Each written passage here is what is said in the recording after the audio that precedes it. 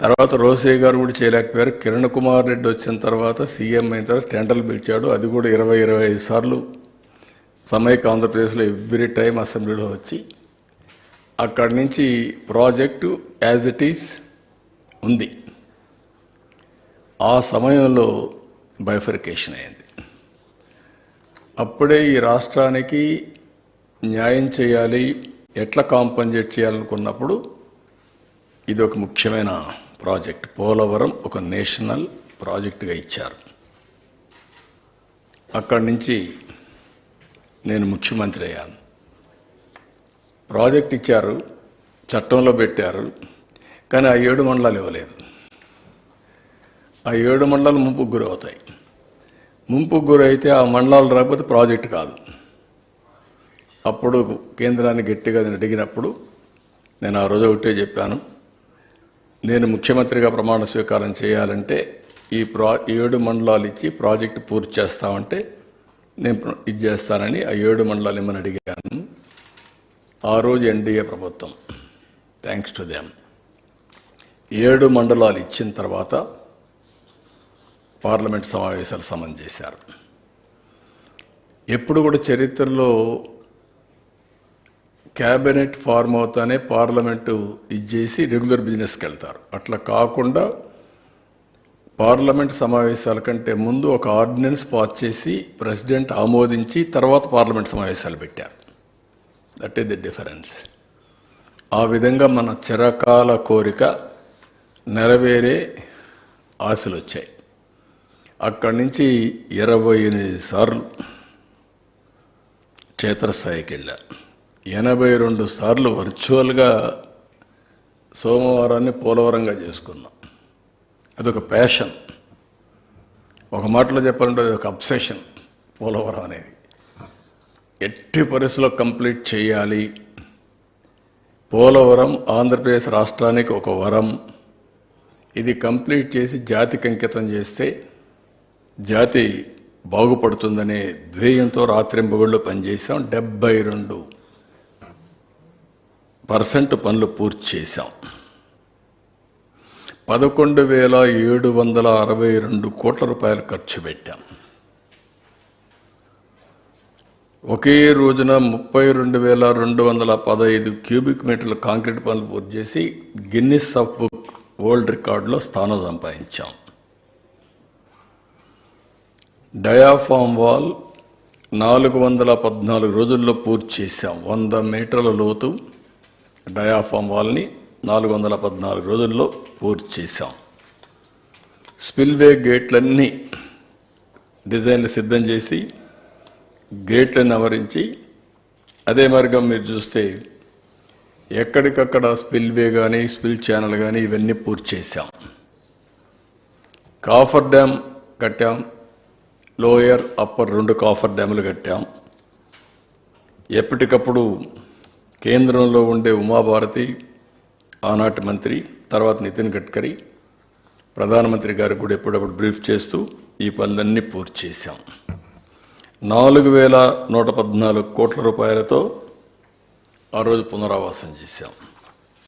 పునరావాస కార్యక్రమాలన్నీ పూర్తి చేశాం. ఎప్పుడు కూడా కేంద్రం డబ్బులు ఇవ్వలేదని పనులు ఆపలేదు. ముందు మనం రీఎంబర్స్ చేస్తే ఎప్పటికైనా వస్తాయనే ఉద్దేశంతో ముందుకెళ్ళిపోయాం. ఆ విధంగా మీరు చూస్తే 2014-19 11,762 కోట్లు ఖర్చు పెడితే 4,995 కోట్లు వాళ్ళు ఇచ్చారు. మిగిలింది వాళ్ళు ఇవ్వకపోయినా మనం ఖర్చు పెట్టాం.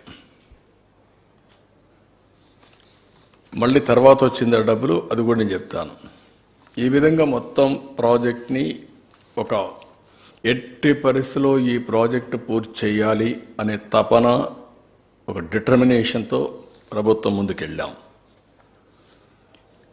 అయితే 2019 గవర్నమెంట్ మారింది. మళ్ళా ఆ ప్రాజెక్టుకి శనిగ్రహం దాపరించింది. బాధ, ఆవేదన, కసి ఒకసారి కొన్ని రోజులు డైజెస్ట్ చేసుకొని కూడా చేసుకోలేం. ఎందుకంటే మీరు చూస్తే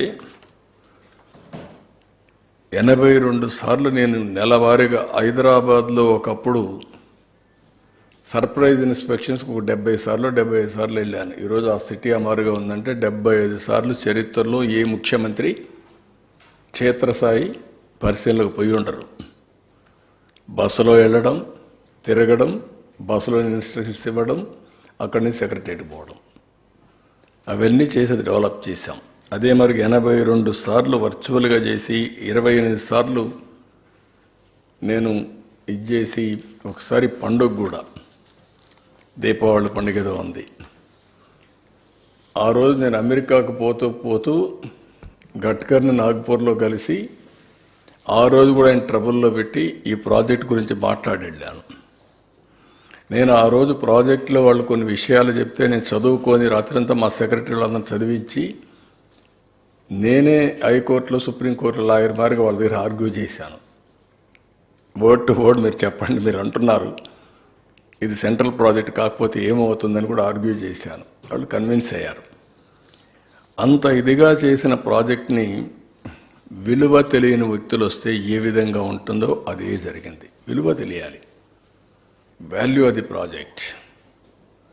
ప్రజలకు ఏం కావాలో తెలియాల్సిన అవసరం ఉంది. విలువ తెలియని వ్యక్తులు మీరు చూసినప్పుడు నేరుగా సైట్లో very crucial small work, coffer dam కొంత పూడ్చాలి. అండర్స్టాండింగ్ ఇంజనీర్స్, అప్పుడుండే service provider, contractor before rainy సీజన్లో అది పూర్తి చేసేసరికి ప్లానింగ్, ఎగ్జిక్యూషన్ ఎవ్రీథింగ్ కంప్లీట్ చేశాం. ఆ సమయంలో ప్రజాస్వామ్యంలో మార్పులు జరుగుతాయి. ఇది చరిత్ర. ఆ మార్పు ఎంతవరకు పోయిందంటే ప్రమాణ స్వీకారం చేసిన తొలి రోజునే పోలవరం పనులు నిలిపేయమన్నారు. Can you imagine? నేను ఆ రోజు ప్రమాణ స్వీకారం చేసిన తొలి రోజునే 7 మండలాలు ఇస్తే తప్ప నేను ప్రమాణ స్వీకారం చేయనని చెప్పాను. అది నా దూరదృష్టి. ఆ 7 మండలాలు ఇవ్వకపోతే ఏమవుతుంది? జూన్ 2వ తారీఖున 2 రాష్ట్రాలుగా ఏర్పడతాయి. ఏ పని కావాలన్నా, 1 ఇంచ్ ఇది కావాలన్నా మళ్ళా ఆ రాష్ట్ర అనుమతి క్యాబినెట్లో కానీ అసెంబ్లీలో పెడితేనే అవుతుంది 2 రాష్ట్రాలు వచ్చినప్పుడు. అలాంటిది ఫస్ట్ టైం తీసుకొచ్చాం. వీళ్ళు ఏం చేశారు? ఫస్ట్ టైం వస్తానే ఆ సాయంత్రమే ఆర్డర్స్ ఇచ్చాడు. సైట్లో కూడా నిర్మాణ సంస్థ ఉండకూడదని జూలై 29, 2019 నోటీసులు జారీ చేశారు. అంటే సైట్లో కూడా ఉండకూడదని వెళ్ళిపో ఇక్కడి నుంచి, మొత్తం మూటముల్లి తద్దుకొని వెళ్ళిపోమని చెప్పి తరివేశారు. అక్కడి నుంచి ఆఫీసర్ని షిఫ్ట్ చేసేసారు. ఎవ్వడూ లేనటువంటి అనాథగా ప్రాజెక్టు తయారు చేశారు.